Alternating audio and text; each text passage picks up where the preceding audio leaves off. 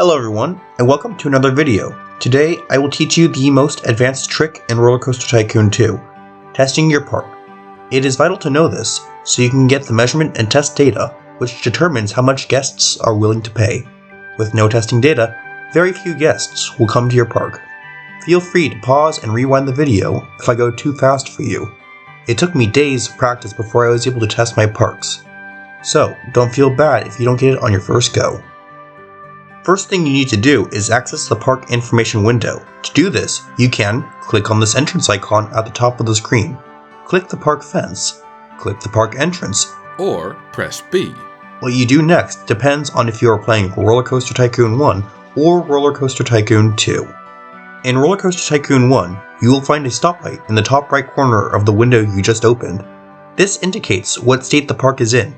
The red light means that the park is closed and no guests can enter.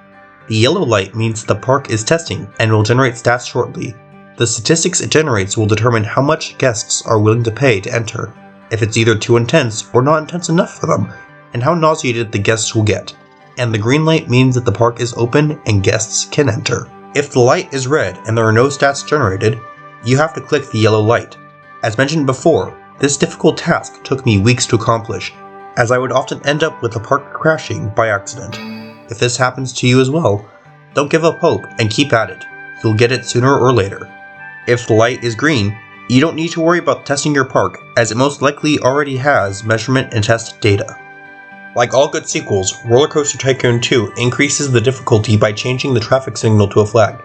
Similar to the traffic control device, the colors of the flag have the same meaning: red for closed, yellow for testing, and green for open. Now instead of clicking on a yellow light, you must click and hold the flag until a window appears. From there, move your cursor down until the test option is highlighted. Final step is to release the left mouse button. If you did everything correctly, your park should now be testing. If it is not, go to the timestamp shown on screen. It is a difficult set of inputs, but after a few months of practice, you should be able to get the hang of it. There is a secret shortcut that few know of and fewer are able to pull off. This shortcut requires you to click the flag and then release. If you aren't able to do the shortcut, don't feel too bad. The vast majority of people are unable to do it. I've spent years practicing just to get it recorded. Even then, I screw up half the time. You may not find the testing option in newer versions of OpenRCT2, as it simplifies the whole process by testing the park automatically upon pressing the open button. And that's all you need to know about testing your park. As you saw, it's quite easy to understand what needs to be done, but it's immensely difficult to perform the actions needed for this task. I wish you the best of luck with testing your park. Remember not to give up and keep trying. If you found this video helpful and were able to test your park and successfully got the testing data back, check out this video on how to open your park. If you were able to test your park and got the testing results but weren't happy with them, check out this video on how to give up and close your park.